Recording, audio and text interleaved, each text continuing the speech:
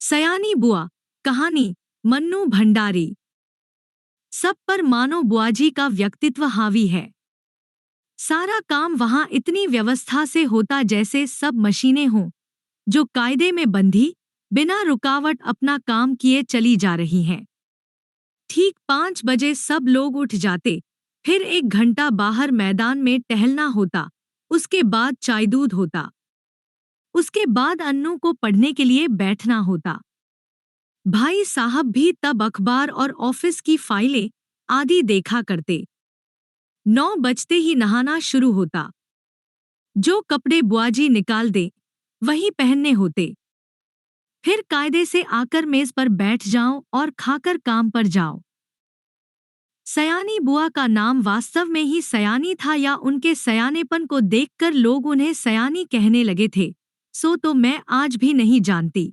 पर इतना अवश्य कंगी कि जिसने भी उनका यह नाम रखा वह नामकरण विद्या का अवश्य पारखी रहा होगा।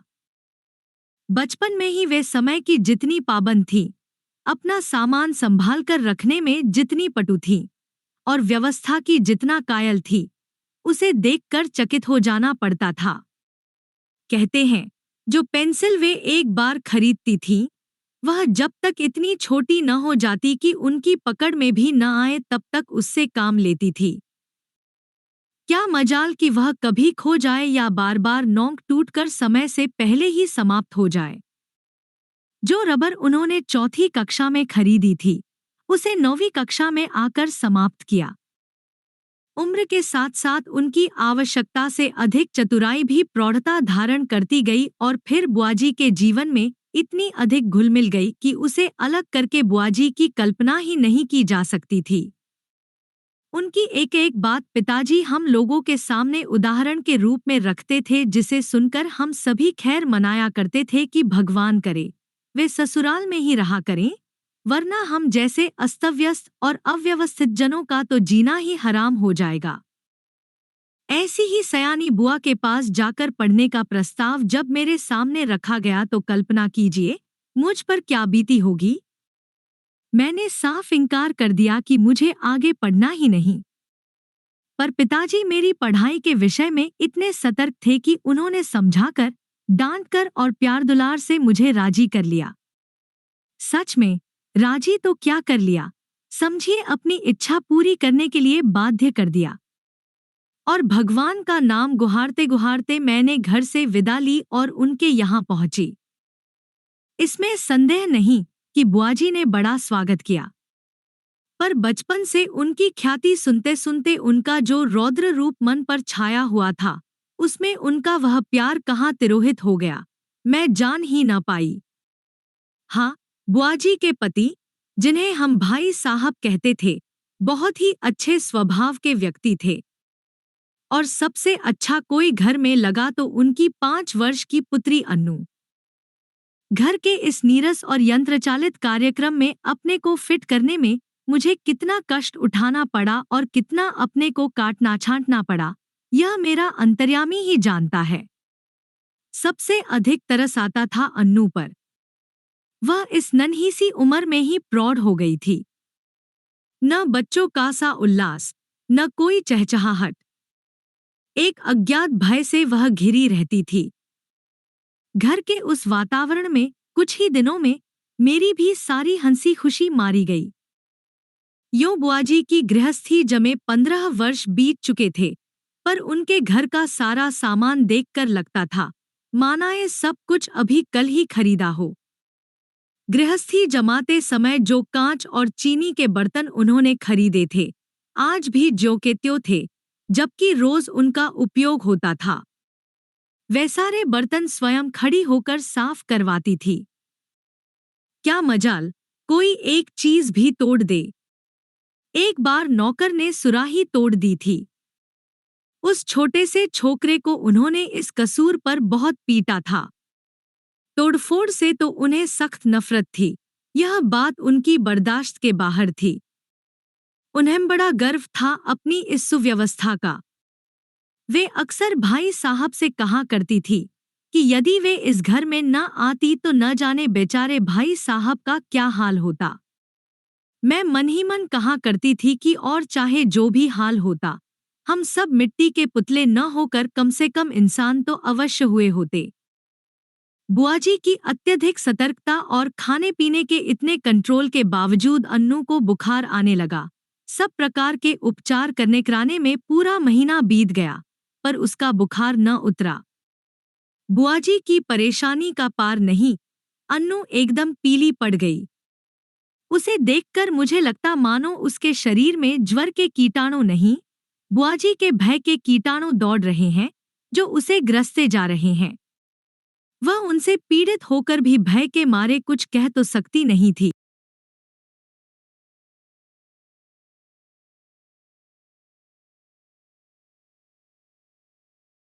बस सूखती जा रही है। आखिर डॉक्टरों ने कई प्रकार की परीक्षाओं के बाद राय दी कि बच्ची को पहाड़ पर ले जाया जाए और जितना अधिक उसे प्रसन्न रखा जा सके, रखा जाए। सब कुछ उसके मन के अनुसार हो, यही उसका सही इलाज है। पर सच पूछो तो बेचारी का मन बचा ही कहा था। भाई साहब के सामने एक विकट समस्या थी। बुआजी के रहते यह संभव नहीं था, क्योंकि अनजाने ही उनकी इच्छा के सामने किसी और की इच्छा चल ही नहीं सकती थी। भाई साहब ने शायद सारी बात डॉक्टर के सामने रख दी। तभी डॉक्टर ने कहा कि माँ का साथ रहना ठीक नहीं होगा। बुआजी ने सुना तो बहुत आनाकानी की, पर डॉक्टर की राय के विरुद्ध जाने का साहस वे कर नहीं सकी, सो मन मारकर वहीं रहीं। जोर शोर से अन्नू के पहाड़ जाने की तैयारी शुरू हुई। पहले दोनों के कपड़ों की लिस्ट बनी, फिर जूतों की, मोजों की, गरम कपड़ों की, ओढ़ने बिछाने के सामान की, बर्तनों की। हर चीज रखते समय वे भाई साहब को सख्त हिदायत कर देती थी कि एक भी चीज खोनी नहीं चाहिए। देखो, यह फ्रॉक मत खो देना, 7 रुपए मैंने इसकी सिलाई दी है। यह प्याले मत तोड़ देना, वरना 50 रुपए का सेट बिगड़ जाएगा। और हाँ, गिलास को तुम तुच्छ समझते हो, उसकी परवाह ही नहीं करोगे, पर देखो, यह 15 बरस से मेरे पास है और कहीं खरोंच तक नहीं है, तोड़ दिया तो ठीक न होगा। प्रत्येक वस्तु की हिदायत के बाद वे अन्नू पर आईं। वह किस दिन, किस समय क्या खाएगी, उसका मीनू बना दिया। कब कितना घूमेगी, क्या पहनेगी, सब कुछ निश्चित कर दिया। मैं सोच रही थी कि यहाँ बैठे बैठे ही बुआजी ने इन्हें ऐसा बांध दिया कि बेचारे अपनी इच्छा के अनुसार क्या खाक करेंगे। सब कह चुकी तो जरा आर्द्र स्वर में बोली, कुछ अपना भी ख्याल रखना, दूध फल बराबर खाते रहना। हिदायतों की इतनी लंबी सूची के बाद भी उन्हें यही कहना पड़ा, जाने तुम लोग मेरे बिना कैसे रहोगे, मेरा तो मन ही नहीं मानता। हाँ, बिना भूले रोज एक चिट्ठी डाल देना। आखिर वह क्षण भी आ पहुंचा, जब भाई साहब एक नौकर और अन्नू को लेकर चले गए। बुआजी ने अन्नू को खूब प्यार किया, रोई भी। उनका रोना मेरे लिए नई बात थी। उसी दिन पहली बार लगा कि उनकी भयंकर कठोरता में कहीं कोमलता भी छिपी है। जब तक तांगा दिखाई देता रहा, वे उसे देखती रहीं। उसके बाद कुछ क्षण निर्जीव सी होकर पड़ी रहीं। पर दूसरे ही दिन से घर फिर वैसे ही चलने लगा। भाई साहब का पत्र रोज आता था, जिसमें अन्नू की तबीयत के समाचार रहते थे। बुआजी भी रोज एक पत्र लिखती थी, जिसमें अपनी उन मौखिक हिदायतों को लिखित रूप से दोहरा दिया करती थी। पत्रों की तारीख में अंतर रहता था, बात शायद सब में वही रहती थी।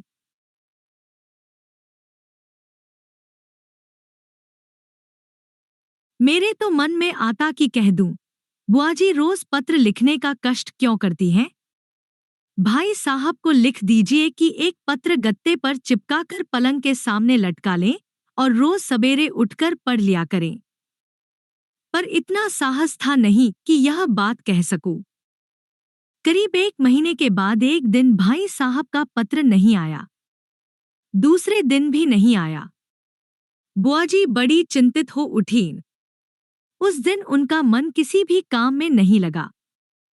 घर की कसीकसाई व्यवस्था कुछ शिथिल सी मालूम होने लगी। तीसरा दिन भी निकल गया। अब तो बुआजी की चिंता का पार नहीं रहा। रात को वे मेरे कमरे में आकर सोईं, पर सारी रात दो स्वप्न देखती रहीं और रोती रहीं। मानो उनका वर्षों से जमा हुआ नारीत्व पिघल पड़ा था और अपने पूरे वेग के साथ बह रहा था।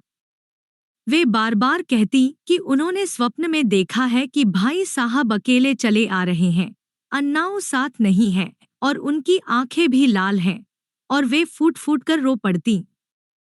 मैं तरह तरह से उन्हें आश्वासन देती, पर बस वे तो कुछ सुन नहीं रही थी। मेरा मन भी कुछ अन्नू के ख्याल से, कुछ बुआजी की यह दशा देखकर बड़ा दुखी हो रहा था। तभी नौकर ने भाई साहब का पत्र लाकर दिया। बड़ी व्यग्रता से कांपते हाथों से उन्होंने उसे खोला और पढ़ने लगी। मैं भी सांस रोककर बुआजी के मुंह की ओर देख रही थी कि एकाएक पत्र फेंककर सिर पीटती बुआजी चीख कर रो पड़ी। मैं धक रह गई। आगे कुछ सोचने का साहस ही नहीं होता था। आंखों के आगे अन्नू की भोली सी नन्ही सी तस्वीर घूम गई।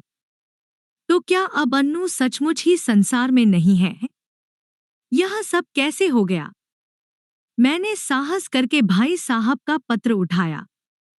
लिखा था, प्रिय सयानी, समझ में नहीं आता किस प्रकार तुम्हें यह पत्र लिखूं। किस मुंह से तुम्हें यह दुखद समाचार सुनाऊं। फिर भी रानी, तुम इस चोट को धैर्यपूर्वक सह लेना। जीवन में दुख की घड़ियां भी आती हैं और उन्हें साहसपूर्वक सहने में ही जीवन की महानता है। यह संसार नश्वर है। जो बना है वह एक न एक दिन मिटेगा ही। शायद इस तथ्य को सामने रखकर हमारे यहाँ कहा है कि संसार की माया से मोह रखना दुख का मूल है। तुम्हारी इतनी हिदायतों के और अपनी सारी सतर्कता के बावजूद मैं उसे नहीं बचा सका। इसे अपने दुर्भाग्य के अतिरिक्त और क्या कर। यह सब कुछ मेरे ही हाथों होना था। आंसुभरी आंखों के कारण शब्दों का रूप अस्पष्ट से अस्पष्टतर होता जा रहा था और मेरे हाथ कांप रहे थे। अपने जीवन में यह पहला अवसर था जब मैं इस प्रकार किसी की मृत्यु का समाचार पढ़ रही थी। मेरी आंखें शब्दों को पार करती हुई जल्दी जल्दी पत्र के अंतिम हिस्से पर जा पड़ी। धैर्य रखना मेरी रानी, जो कुछ हुआ उसे सहने की और भूलने की कोशिश करना। कल 4 बजे तुम्हारे 50 रुपए वाले सेठ के दोनों प्याले मेरे हाथ से गिरकर टूट गए। अन्नू अच्छी है। शीघ्र ही हम लोग रवाना होने वाले हैं। 1 मिनट तक मैं हतबुद्ध सी खड़ी रही, समझ ही नहीं पाई यह क्या से क्या हो गया। यह दूसरा सदमा था। ज्यों ही कुछ समझी, मैं जोर से हंस पड़ी। किस प्रकार मैंने बुआजी को सत्य से अवगत कराया, वह सब मैं कोशिश करके भी नहीं लिख सकूंगी। पर वास्तविकता जानकारी बुआजी भी रोते रोते हंस पड़ी।